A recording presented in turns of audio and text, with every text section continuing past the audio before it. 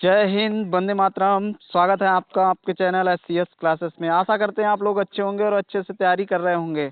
हम लगातार SSC GD के लिए प्रैक्टिस सेट करा रहे हैं और इन प्रैक्टिस सेट के माध्यम से आपका लेवल जांचना है। आप अपने लेवल को जांच सकते हैं कि आप कितने प्रश्नों को हल कर सकते हैं। आज हम GK का अपना एक नया प्रीवियस ईयर का क्वेश्चन सेट लेकर आए हैं जो 2025 में पेपर हो चुके हैं। उनके लगातार प्रीवियस ईयर सेट हम लगातार करा रहे हैं अपने चैनल पर। आपने ना देखे हो तो देख सकते हैं जाकर। चलिए शुरुआत करते हैं नए प्रश्नों को। देखिए, ये पेपर आपका हुआ था, ये 20 फरवरी 2025 को हुआ था, 3rd शिफ्ट में। और इसमें हमने केवल GK के ही 20 प्रश्नों को लिया है और आप अपना लेवल जांच सकते हैं इन प्रश्नों के द्वारा कि आपने कितनी पढ़ाई अभी तक की है। चलिए पहले प्रश्न की ओर चलते हैं। हाँ, अगर क्लास अच्छी लगे तो क्लास को लाइक जरूर करिएगा दोस्तों, और चैनल सब्सक्राइब ना किया हो तो चैनल को सब्सक्राइब जरूर करिएगा। चलिए पहले प्रश्न की ओर चलते हैं। तो पहला प्रश्न आ चुका है हमारा GK का। देखिए क्या पूछ रहा है, भारतीय कृषि पर हरित क्रांति का प्रभाव क्या था। हरित क्रांति का प्रभाव क्या था। देखिए, आप लोगों को पता होगा भारत में हरित क्रांति हुई थी, तो उस हरित क्रांति के द्वारा हम खाद्यान्न में आत्मनिर्भर हो गए और इस आत्मनिर्भरता के कारण ही हमारे यहाँ जो भुखमरी और जो खाद्यान्न की कमी थी उसकी पूर्ति हुई थी। तो हमने क्या किया था, खाद्यान्न में आत्मनिर्भरता प्राप्त कर ली थी। तो ऑप्शन नंबर 1 ठीक हो जाएगा हमारा। भारत में हरित क्रांति का जनक किसे कहा जाता है, तो भारत में हरित क्रांति का जनक जो है MS स्वामीनाथन को कहा जाता है। जबकि विश्व में हरित क्रांति का जनक किसे कहा जाता है, कमेंट बॉक्स में अवश्य बताइएगा। चलिए अगले प्रश्न की ओर चलते हैं, प्रश्न नंबर 2 की तरफ। प्रश्न नंबर 2 देखिए क्या पूछ रहा है हमारे प्रश्न में। ये करंट अफेयर से संबंधित प्रश्न है। देखिए, आर्थिक सर्वेक्षण 2023 के अनुसार 2020-21 के दौरान भारत में उच्चतर शिक्षा यानी हायर एजुकेशन में कितने विद्यार्थियों का नामांकन हुआ था। तो इसका ठीक आंसर कितना था उस समय के अनुसार 2.41 करोड़। ऑप्शन नंबर 2 बिल्कुल ठीक हो जाएगा। चलिए आगे चलते हैं नेक्स्ट प्रश्न की ओर। नेक्स्ट प्रश्न देखिए, प्रश्न नंबर 3 क्या पूछ रहा है। प्रश्न नंबर 3 पूछ रहा है 2011 की जनगणना के अनुसार किस राज्य में पुरुष साक्षरता दर सबसे अधिक दर्ज की गई थी। 2011 की जनगणना के अनुसार सबसे अधिक साक्षरता जो थी वो केरल राज्य में ही थी और पुरुष साक्षरता दर भी केरल राज्य में थी। तो ऑप्शन नंबर 3 बिल्कुल ठीक हो जाएगा। आपको बताना है कि जो केरल राज्य है, केरल राज्य किन किन चीजों में प्रथम स्थान रखता है, आपको कमेंट बॉक्स में अवश्य बताना है। चलिए अगले प्रश्न की ओर चलते हैं, नेक्स्ट प्रश्न की ओर। नेक्स्ट प्रश्न हमारा आ चुका है। देखिए प्रश्न नंबर 4। प्रश्न नंबर 4 देखिए क्या पूछ रहा है, मनुष्यों में टाइफाइड ज्वर के बारे में सही विकल्प का चयन करना है। कथन दिया है स्ट्रेप्टोकोकस निमोनिया एक रोगजनक जीवाणु है जो टाइफाइड का कारण बनता है। कथन इसका क्या है, कथन है कि टाइफाइड ज्वर की पुष्टि विडाल परीक्षण के द्वारा की जा सकती है।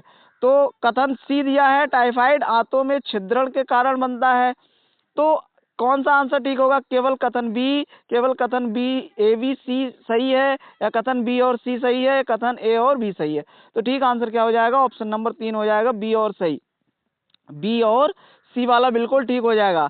टाइफाइड ज्वर की पुष्टि जो है विडाल टेस्ट के द्वारा की जाती है और टाइफाइड आंतों में छिद्रण के कारण बनता है, यानी आंतों में जो छेद हो जाता है, छिद्रण हो जाता है, उसके कारण बनता है। तो ऑप्शन नंबर कौन सा ठीक हो जाएगा, 3 वाला बिल्कुल ठीक हो जाएगा। चलिए आगे प्रश्नों की ओर चलते हैं। दोस्तों आपको पता ही होगा, आपके फॉर्म भरे जा चुके हैं SSC GD के और आपकी परीक्षा जल्द ही हो जाएगी। इसकी तारीख आपको जल्द ही पता चल जाएगी। तो आप लोग लगातार अपनी प्रैक्टिस करते रहिए, लगातार पढ़ते रहिए, जिससे कि आप एक सीट अपनी पक्की कर सकें। नेक्स्ट प्रश्न की ओर चलते हैं दोस्तों। प्रश्न नंबर 5 देखिए, प्रश्न नंबर 5 भी करंट अफेयर से संबंधित प्रश्न है।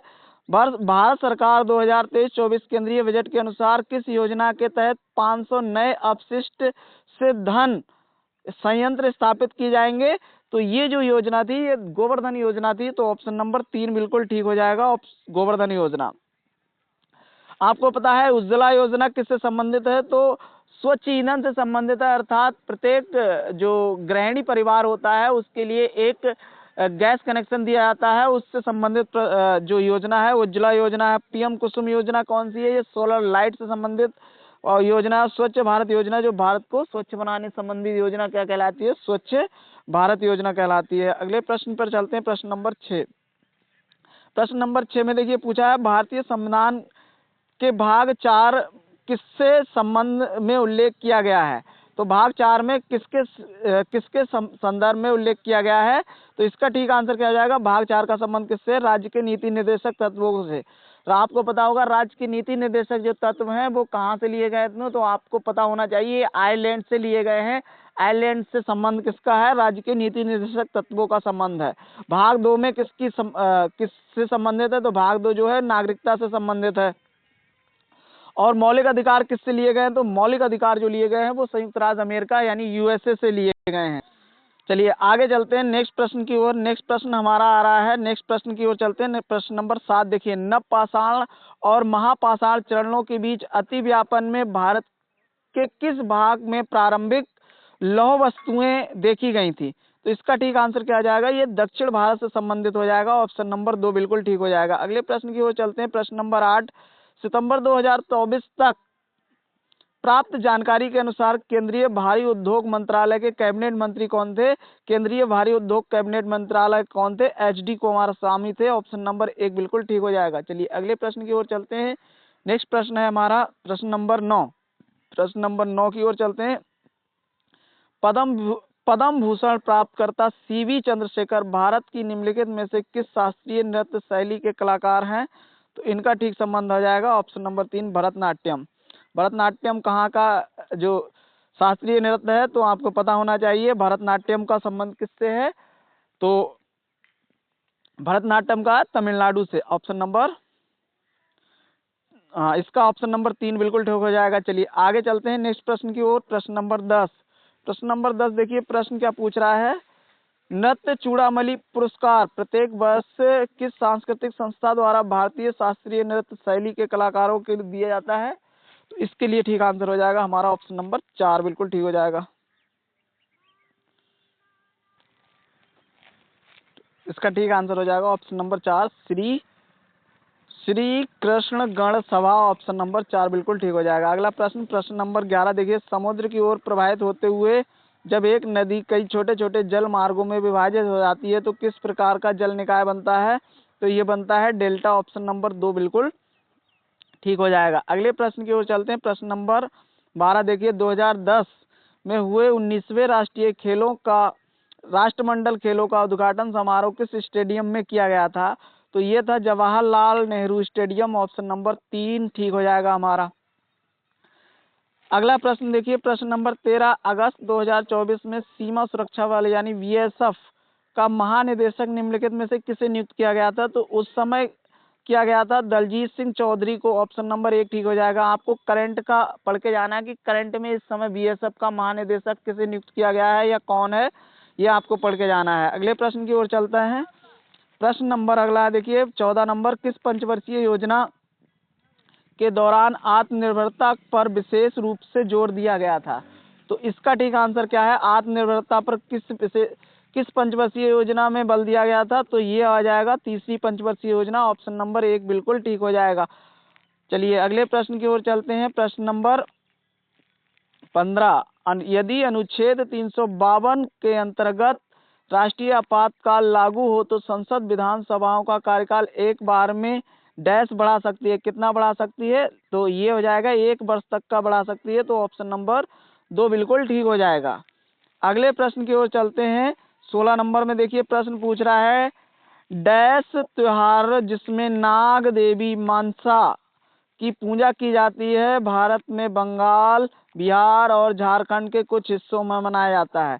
कौन सा त्योहार है? तो ये है बिहुला त्योहार। ऑप्शन नंबर 3 हो जाएगा बिल्कुल ठीक आंसर। क्लास अच्छी लग रही हो दोस्तों तो क्लास को लाइक, चैनल को सब्सक्राइब जरूर करें।